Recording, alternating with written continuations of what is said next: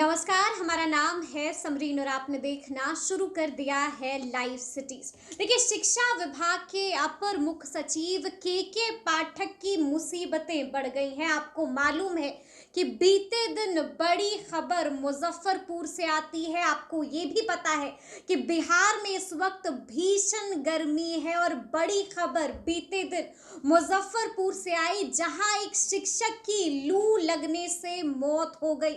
आपको बता दें कि जैसे ही मामला सुर्खियों में आता है वैसे ही हंगामा मच जाता है।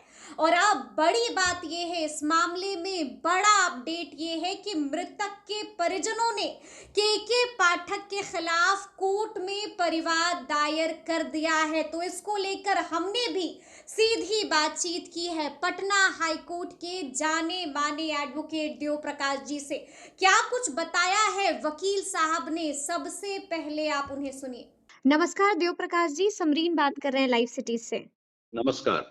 जी, सबसे पहले तो वकील साहब हम जानना चाहेंगे आपसे, जैसा कि हमने आपसे बात भी की है कि के पाठक की मुसीबत जो है वो अब बढ़ गई है। जानना चाहेंगे कि पूरा मामला है क्या वकील साहब? देखिए, मामला तो आप ही बताइएगा, हम तो केवल लीगैलिटी ही बता पाएँगे। हुँ। मामला ये है कि किसी शिक्षक को लू लग गई है बिल्कुल, जी, जी। और उनका डेथ हो गया है। ठीक है। अब डेथ हो गया तो उसमें कहा गया कि गर्मी की छुट्टी क्यों नहीं अभी तक दी गई। तो अविनाश कुमार अमर कोई शिक्षक हैं, 50 साल के हैं। हुँ। तो अभी गर्मी की छुट्टी अभी तो कहीं नहीं हुई है, पूरे भारत में कहीं नहीं हुई। जी। बल्कि हमारी 2 ढाई साल की पोती है, वो भी स्कूल जा रही है। हाँ, यह ज़रूर है कि डिस्ट्रिक्ट मजिस्ट्रेट अपने-अपने डिस्ट्रिक्ट में समय को कम किए हैं। जैसे पटना में 10:30 बजे मैक्सिमम टाइम कर दिया गया, 10:30 से पहले सारा स्कूल बंद हो जाएगा। हुँ। जैसे पटना में डिस्ट्रिक्ट कोर्ट को भी मॉर्निंग कोर्ट कर दिया गया है। हाई कोर्ट में क्योंकि सुविधा है इसलिए वहाँ पर कहा कि नहीं डे आप जैसे एज़ यूजुअल चलेगा। तो गर्मी तो वाक़ई बहुत ज़्यादा पड़ रही है, गर्मी में सबका अपना ख़्याल रख के चलना है।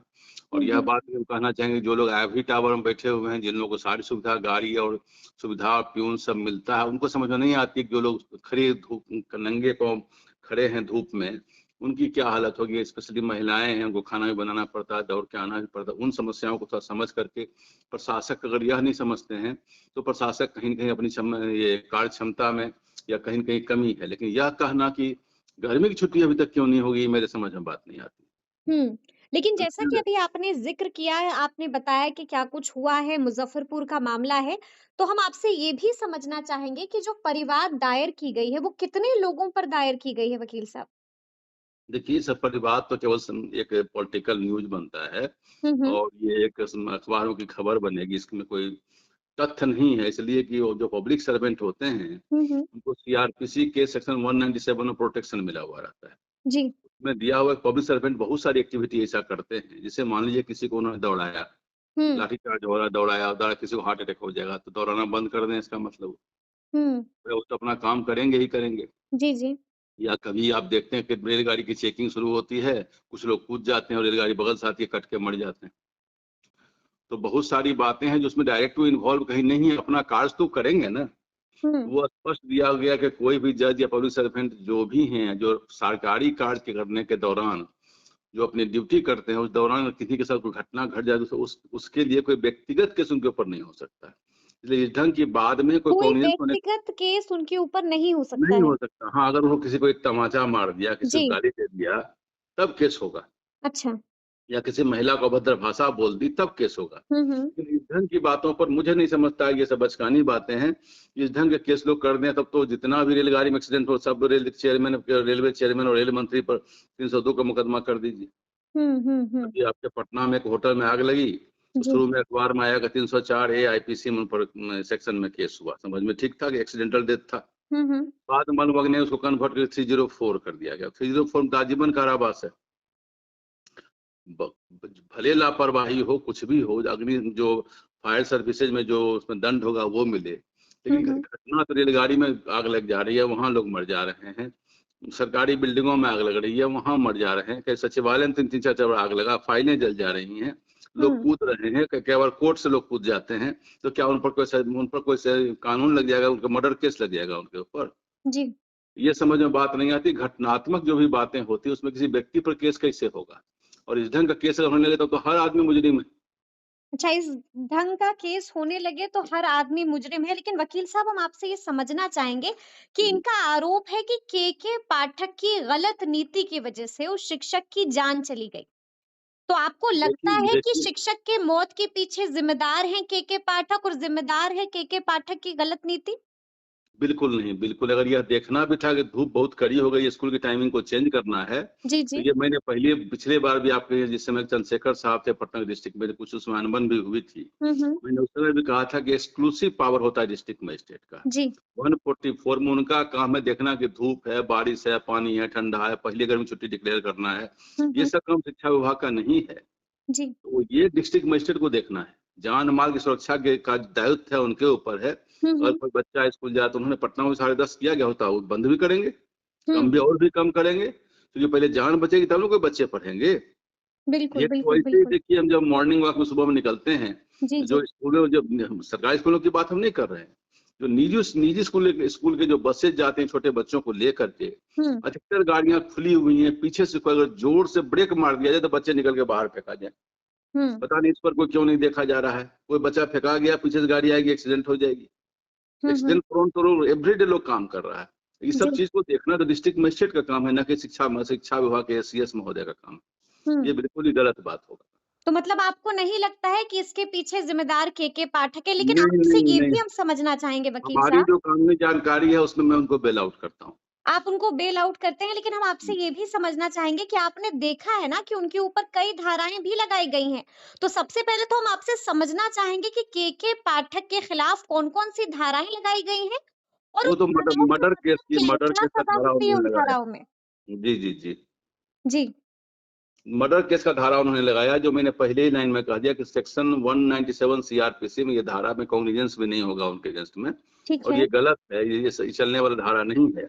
बाकी जो बहुत सारी बातें आप बताएँ कि बहुत सारे मामले में थोड़ा ये न्यूज़ में रहे हैं, तो जी। बहुत सारी बातों को हमने और भी इंटरव्यू दिया, कहीं-कहीं हमने कहा भी है कुछ, जी, ऐसा जी, नहीं कि जी। नहीं, लेकिन इस बात में कहीं न कहीं से भी एसीएस शिक्षा विभाग जो है इसमें दोषी नहीं है। अगर हुँ, धूप कड़ी है, कोई बात हो रही है, कुछ और बातें हैं, कोई शिक्षक तो बहुत सारे जा रहे होंगे। अच्छा हुँ। शिक्षक वहाँ से निकल जाएँगे, नहीं शिक्षकों की ड्यूटी तो पड़ रही है वहाँ, जी, इलेक्शन में जी, वहाँ तो जी। दिन-रात चल रहे हैं। जी। या हम लोग दिन-रात अभी काम कर रहे हैं, कहाँ हम लोग को किसी समय में कोई अभी नहीं जाते हैं कि सुबह ये शादियाँ जो हो रही हैं अभी घर घर हर एक घर में, तो क्या हुँ। बच्चे बूढ़े सब बाराती शादी में नहीं जा रहे हैं? हुँ, हुँ। ये ना बातों का ना अब बारात शादी रोक दी जाए भाई नहीं शादी बाराती में कोई नहीं जाएगा क्योंकि बच्चे मर रहे हैं, धूप बहुत कड़ी हो रही है। जी। सारा काम तो हो ही रहा है, ऐसा तो नहीं कि दिन में कर्फ्यू लगेगा, लॉकडाउन हो जाएगा, 9 बजे हुँ। के बाद कोई निकलेगा नहीं। हम वहाँ जी। शिक्षकों के जब से ज़्यादा चिंतित हैं बच्चों के लिए। हुँ, तो हुँ। बच्चे जो छोटे हैं उनको धूप लग सकती है, उनको धूप कारण दिक्कत हो सकती है। ठीक है, ठीक शिक्षक है। तो मान लीजिए मैच्योर है, उनका कोई जी, विशेष घटना होगा जो हो ठीक है। गया होगा। तो वकील साहब हम धाराओं की बात कर रहे थे, अगर हम धाराओं का ज़िक्र करें, तो एक तो 302 धारा लगाई गई है, दूसरी धारा है 120 बी जी। बाई 34 इन 2 धाराओं का मतलब क्या है? 120 भी तो आपको कंस्पिरेसी है, षड्यंत्र उन्होंने किया, कॉनाइव किया जिस कारण हमारी मौत हुई। अच्छा। 34 में क्योंकि उन्होंने डिस्ट्रिक्ट मजिस्ट्रेट का भी नाम लिया और कुछ एजुकेशन अफसर का और का भी नाम लिया है। हुँ, हुँ। तो कई एक लोग सम्मिलित होके जो कोई घटना करते हैं तो उसमें 34 लगता है। हुँ। जब जब भी कोई आदमी कहिए कि एक सम्मिलित होकर 3-4 आदमी मिलके घटना करते हैं तो जी, उसमें जी, जी। 34 लगता है। 120 बी एक ऐसा है जिसमें बहुत उसकी दायरा बहुत बड़ी है और ठीक है। उसमें कहा जाता है कि ये आपने आपने ही ये षड्यंत्र किया जिस कारण से हमारी घटना घटी। हुँ, हुँ, ये हुँ। तो जब भी लगता है तो एफआईआर का समझिए ये जैसे कि सारी के नीचे फॉल है ना वैसे ही वो सेक्शन जब लगता है तो 130 120 भी 34 तो साथ-साथ अटैचमेंट है ये। ठीक है, ये ठीक है। लगना ही लगना। जी। ये कोई नॉर्मल द सेक्शन है। ये हमारे हिसाब से कॉग्निजेंस भी नहीं होगा। अच्छा, न्यायालय इसमें संज्ञान भी नहीं लेगी। वकील साहब एक आखिरी सवाल है आपसे कि उनको अगली कहना चाहिए था सुनवाई और इंश्योरेंस का माँग करना चाहिए कि बीमा जो ये ड्यूटी पर डेथ हुआ है, तो जी। शिक्षकों को इंश्योरेंस मिले, ये सब मिले, तो ये सब चीज़ का माँग करना चाहिए ताकि बाकी शिक्षकों को फ़ायदा हो और इनको भी फ़ायदा हो। हुँ, हुँ, हुँ। तो देखिए लेकिन कटघरे में तो एक केके पाठक भी हैं, कटघरे में मुज़फ़्फ़रपुर के ज़िला अधिकारी भी हैं और ज़िला शिक्षा पदाधिकारी भी हैं। 3 लोगों के खिलाफ परिवाद दायर कर दी गई है।